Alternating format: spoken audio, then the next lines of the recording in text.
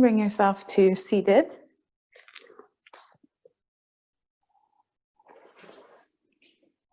And extend your legs out in front.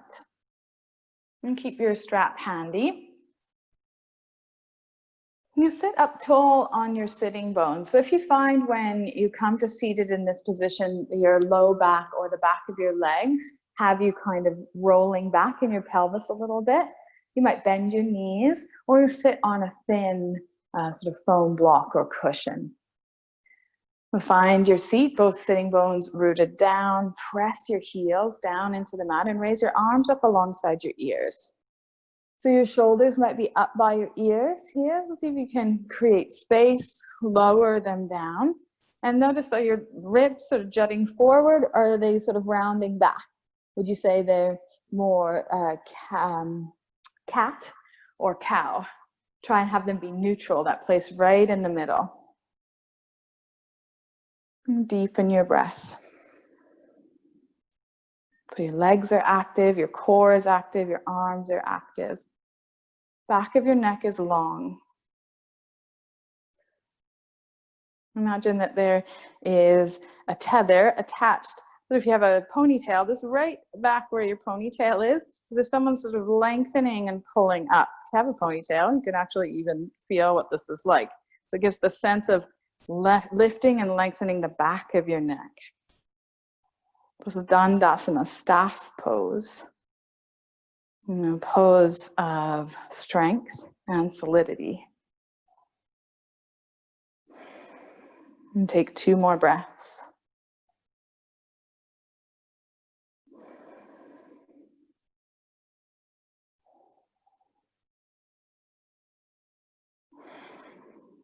And then fold forwards. If your hands don't reach your feet, this is where you use the strap around the base of your toes. If your hands do reach your feet, hold on to the outside edges, like you're drawing your baby toes back and pressing forwards with the base of your big toe. Pull your heart forwards, and that same sort of tether right at the top of your head, sort of lengthening the back of your neck. The active legs, active core.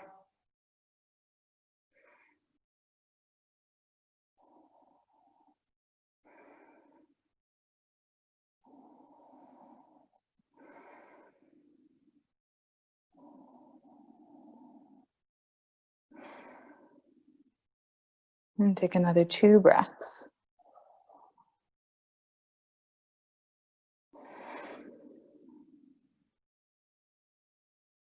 And let go of your feet.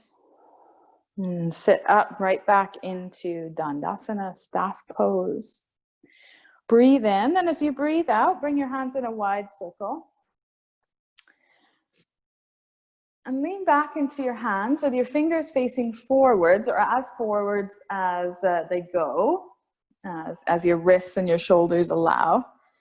And bend your elbows to start with so you can spread your fingers out wide. And then roll your shoulders back. Lift your chest, straighten your arms. So this is option 1. You can stay here, lifting your chest, pressing your heels down into the mat. Or option 2, press into your hands, press into your heels, lift your hips up. Lift your chest up. You might look up towards the ceiling and keep hugging into center as you lift.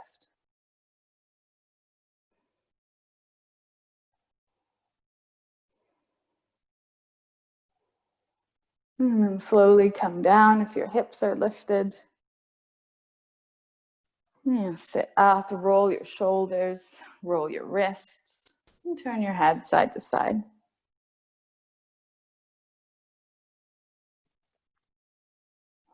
And keep your left leg extended.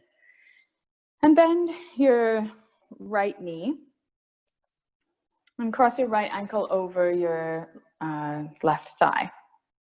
You put the loop of the strap around your ankle. So it doesn't have to be tight. And just be like that, in that position. So this might be a good position for your knee, so right on top of your left knee. Or if there's room, you could pull your ankle up towards your hip crease. So this right knee is still sort of going down towards the mat. Notice if it's sticking way up in the air, maybe closer to your left knee is a better choice. And take the free end of the strap and wrap it around your back so that you can hold on to it with your right hand. So as close to your right foot as you can. So for some of you, you might be holding onto your foot. You might not need the strap. Notice if you're twisted to the side, turn your chest towards your left big toe. So you're really opening your right shoulder, sitting up tall. You inhale, raise your left arm. And then exhale, fold forwards. You might reach to your shin. If possible, lay your wrist over your toes and lay your fingers down your foot as you press your foot into your wrist and hinge forward. So be mindful of really rounding in your upper back and stay lifted, leading with your heart. And if you're leading with your chin, tuck your chin in, lengthen the back of your neck.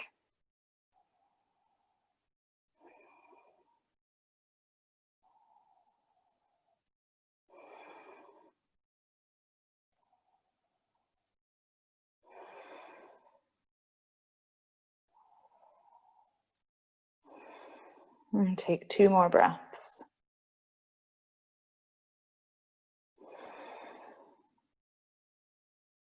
And then let go of your left foot and come up. Let your right hand slide off the strap. A couple of rolls with your shoulders, rolls with your wrists.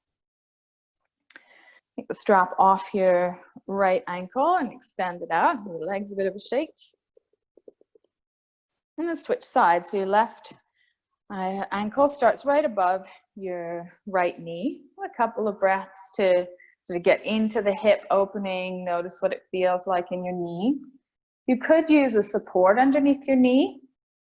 If it feels like there's too much tension, it's just sort of hanging out in space there and it doesn't feel that great.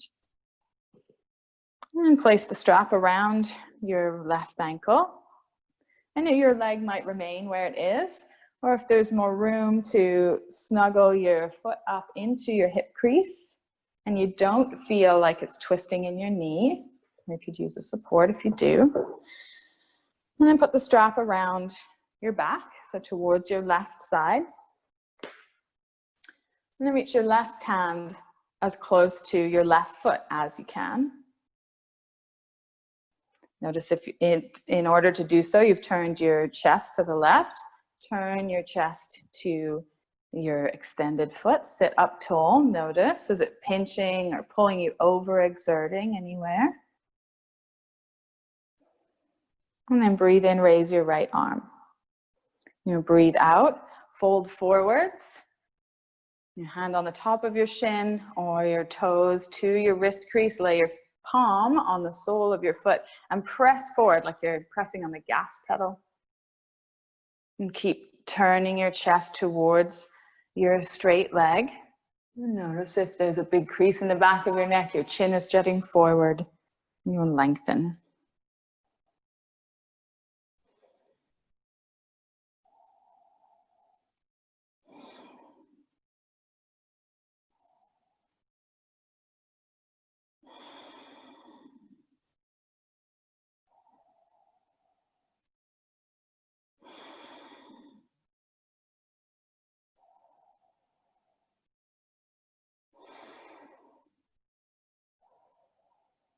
And 2 more breaths.